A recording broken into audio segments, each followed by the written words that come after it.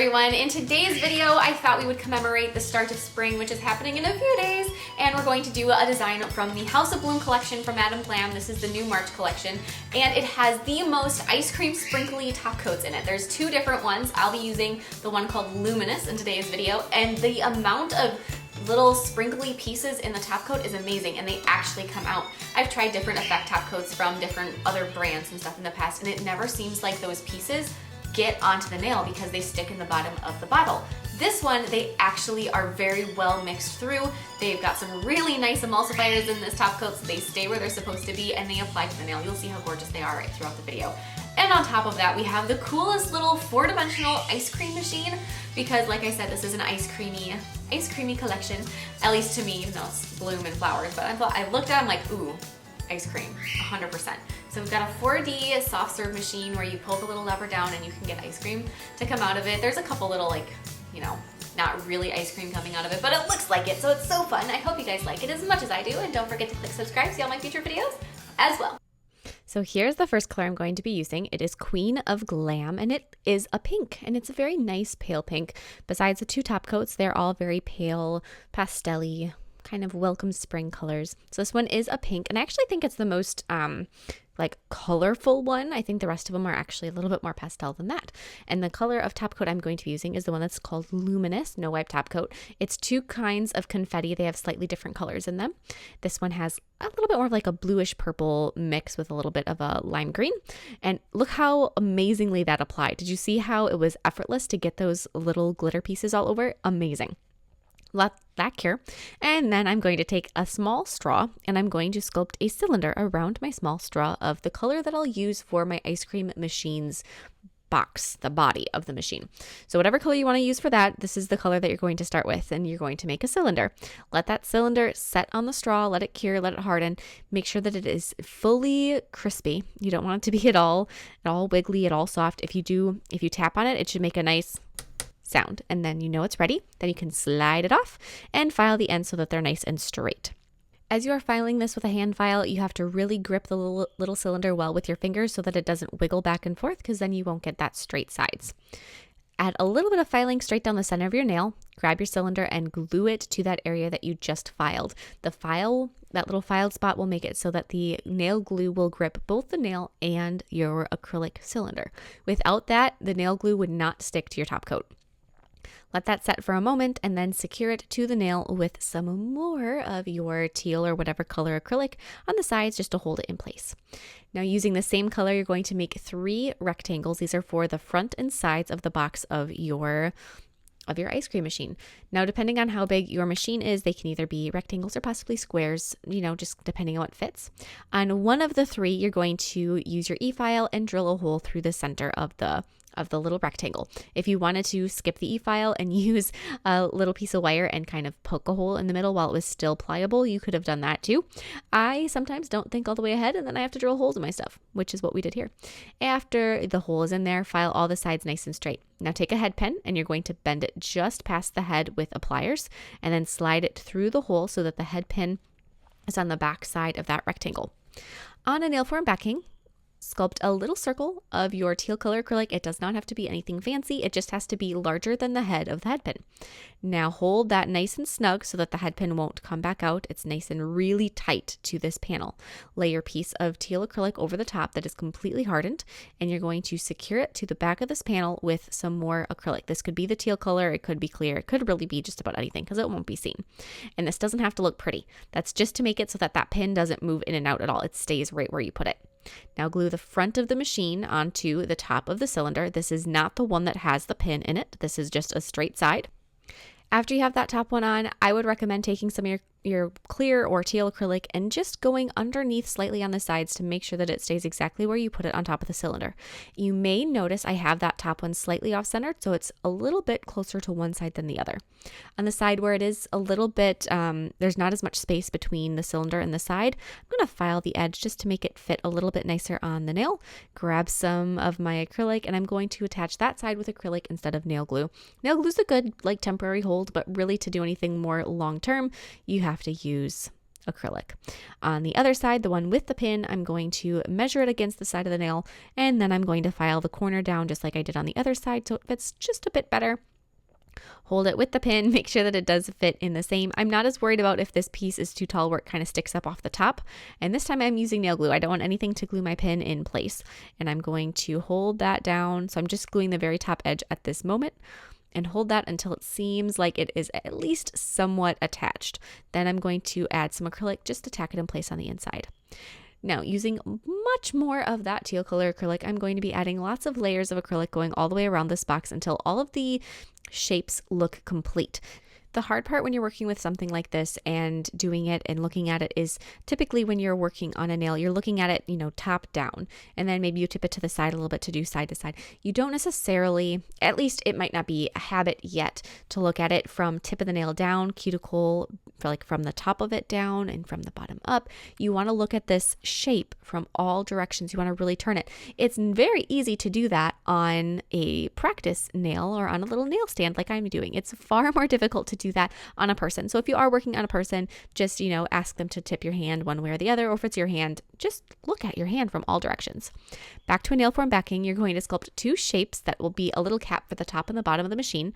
The one that's on the top is going to be bigger, and that one you're going to want to input a little magnet into. It's not that particular. These don't have to look gorgeous. Just get a basic shape of them down, but make sure that there is a magnet embedded in the one for the top. Going to grab some nail glue and put that top piece over the top of the cylinder so that it covers the hole, and the magnet is about in the center of the hole of the cylinder. Then fill in and secure that piece with some of your little bit of more teal acrylic. Add the smaller piece for the bottom and the bottom. Now on the bottom, you're going to fill this in completely so that all you see is the opening of the cylinder.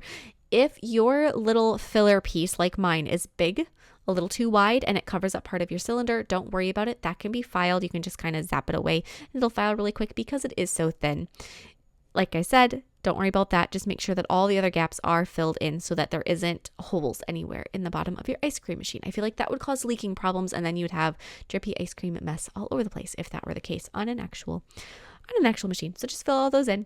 Once that is done, move your little lever, your little ice cream pull down starting lever out of the way a little bit, cut off the extra, and then use that piece of extra and you're going to put it up into your machine and mark where it stops. That wire hopefully is magnetized and it will grab onto the magnet that's at the top of your machine. Once you have that little piece of wire cut off to the right length, you can just set that to the side and keep it for when you are ready to use it. I'm going to file my little ice cream machine at this stage until it looks nice and square, the sides look straight, everything looks finished. I am using a cylindrical bit so that I can just go in and file away on the inside. Basically, when I said cylindrical bit, I mean don't use a football shaped bit because that one just won't do the job very well. You want straight sides. They can be tapered, but straight. Now back to your nail form backing, you're going to sculpt the 3 awning pieces that go over the edge. So you're going to make a rectangle of white acrylic, and then with the tip of your brush, when the acrylic is in the nice, slightly matte Play-Doh-y stage, push in to create the scalloped edge. Attach the front piece to the front of the machine with some nail glue, holding it out at an angle. Once that one seems to be secure enough, add some white acrylic behind it to make sure that it stays exactly where you put it.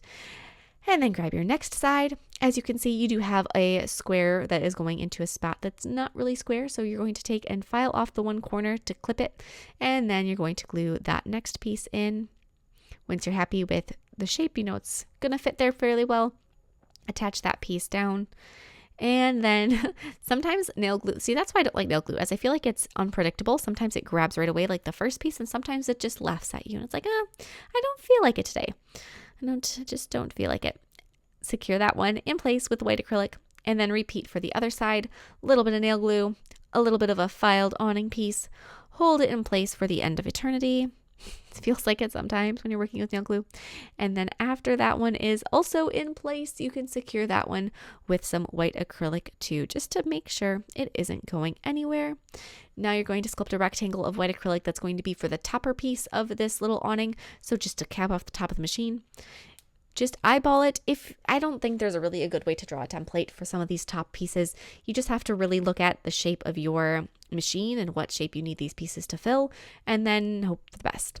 While you're letting that cure on the side, take some more of your white acrylic and fill in all of the weird spots that might be left over on your awning. I know I had some kind of gappy spaces on my corners.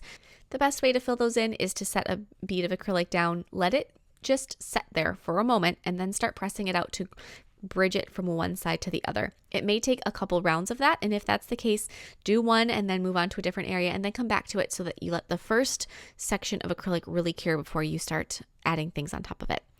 Secure the lid of your little machine onto the top. I didn't use any nail glue. I just set it down and then started covering it with acrylic. If you're looking at this or at yours and you're thinking, man, it's looking a little bit, big and clunky.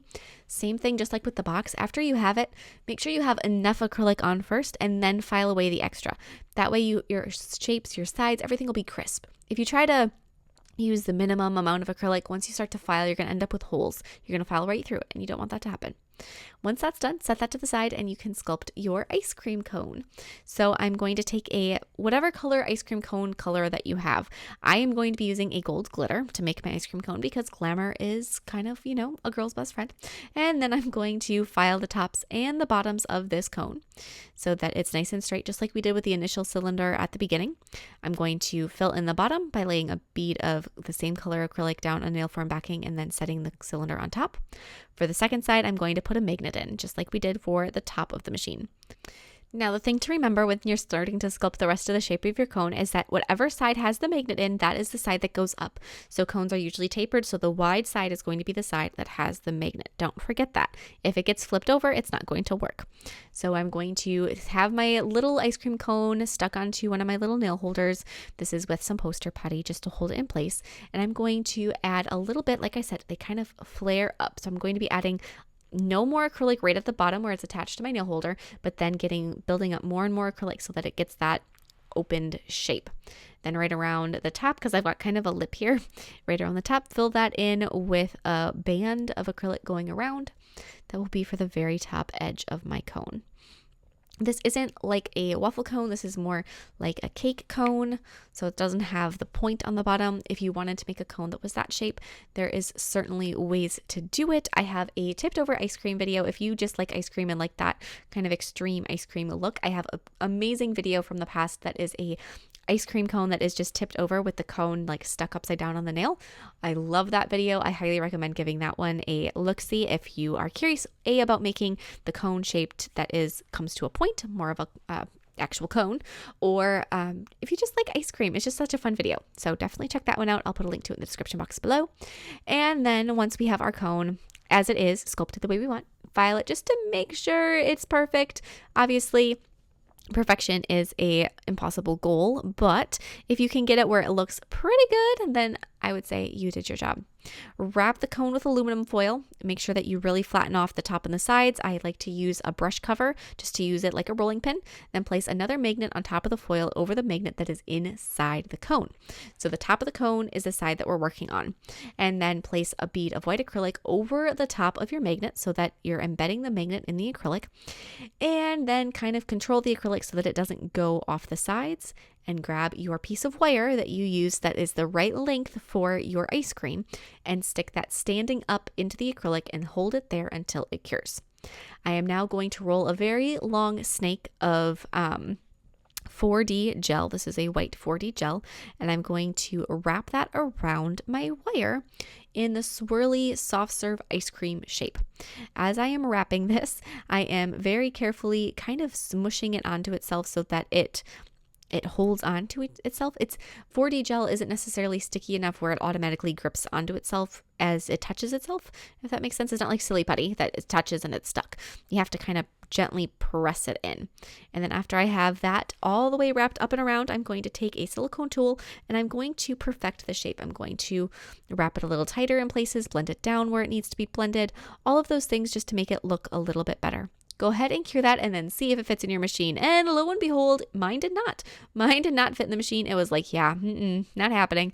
So then if that's the case for you, which unfortunately it might be, hopefully not, you just have to file your ice cream until it fits. Going back to your machine, I'm going to add a little handle on the end of my lever by dipping it into some builder gel, some clear builder gel, and then I'm going to paint it with Madame Glam's color New Moon over the top of it to add a little bit of color to the handle, and then do a second dip. As you dip it in, make sure you don't hit your nail on any of the things or the little ice cream machine. dip it again, and if you have a nice self-leveling gel, you should be able to just cure it and you're good to go. Wipe it off with some isopropyl alcohol, and now going back with the color New Moon from Madam Glam, which is a very, very light blue. I'm going to be painting every other stripe on my awning, and I'm going to base my stripes off of the little scalloped edge with that color. As you can see, it is a very, very, very pale color. It's one of those colors that if I've had clients who are typically like a nude or a light color. They always kind of go with white or gray or some fleshy tone. They'll be like, if I want a color, what should I do? And I always recommend colors that are in this color family, this very, very pale, because it doesn't overwhelm them, which is the problem that a lot of people have if they're used to something a little more neutral on their nails, but they want to try a color. Once they get it on there, it overwhelms them. It just becomes too much. So if you have somebody, or if you are trying to sort of step out of your comfort zone and try a color, I would highly recommend these pastel, very light colors, and they're also very soft looking. They're just a very nice creamy color. I'm going to paint the label on the front of my machine with the color New Moon, and then with Creation, I'm going to be using that to fill in the other stripes in my awning, and that one is like the purple. So within this nail, we've got the pink, the purple, and the blue. After I have got my other little awning pieces filled in, if you feel like any of these need a second coat, you can definitely go through and add them. I thought that the top of my machine needed a second coat and that the label on the front of my machine needed a second coat, so I'm going to do that. And after that is all done, then I'm going to take white gel paint, also from Madam Glam, and I'm going to be writing ice cream on the front of my machine, just because we want to make sure it's very obvious, there's no questions about what's going on, and plus the words ice cream just put a smile on almost everybody's face. You see it and you're like, oh, nice ice cream. Maybe not, maybe it's just me, but we're going to be adding that. The great thing with gel is, as you can see, if you mess up a letter, it's not that big a deal. You can just wipe it off. So I like to keep my isopropyl alcohol and a lint-free wipe nearby whenever I'm painting something, especially if it's lettering and it has a very defined space. If you're doing lettering and it's a bit more freeform, you can kind of take as much space as you want. It isn't that big a deal. It's probably not as important to have that little wipe handy. However, if you really need to fit it into a specific space like this is, and it's going to be a tight fit, then having that wipe handy so that you can fix something as it comes up is so helpful. Once I am done and I've got all of my words ice cream written out, I'm going to use the dynamic blue gel paint. I am not using the blue, the one that's just called blue gel paint, because I feel like that one is too dark and that I didn't want it to be so contrasting to all the rest of the pastels and light colors in this video, in this design. So the dynamic blue, even though it's supposed to be a neon color, because it isn't as dark and royal as the blue gel paint, just nicely half outlined the words ice cream so that they popped off a little bit and they showed up a little bit better against the background. The white to light blue just wasn't enough of a contrast to make it easy enough to see. After that's done, I'm going to take the Velvet, which is their matte top coat, and I'm going to apply that over everything I just painted with gel, over the awning and over the label. Once that's done, you can just do the last little detailing on your cone with some acrylic paint. I'm going to add a little lattice pattern going across the handle part of the cone, with lines going up in one direction, and then after those are in place, in lines going down in the other direction, just like so. And then if you want to, if you feel like it would help your design in any way, I'm going to take some gold acrylic paint and I'm going to be adding little highlights here and there across my cone. Again, I highly recommend watching that other ice cream video if you just want to see a different style of ice cream cone. Similar concept, but it just is a little different. And then that's it. That's all you have to do. Your ice cream is done. Your ice cream machine is done. Your cone is done. You can pop your cone onto the bottom of the machine, just like so. It'll grab onto your ice cream, and then as you push the lever down, just pull the ice cream out, and there you go. It's so fun. Any of these little, how is that possible designs are always my favorite. I hope that this would make sense to you. If you do have any questions, don't hesitate to reach out. I know sometimes these videos, the concepts in them kind of fly by, so if you have any questions, I would happily answer them, and I will see you all next time. Bye!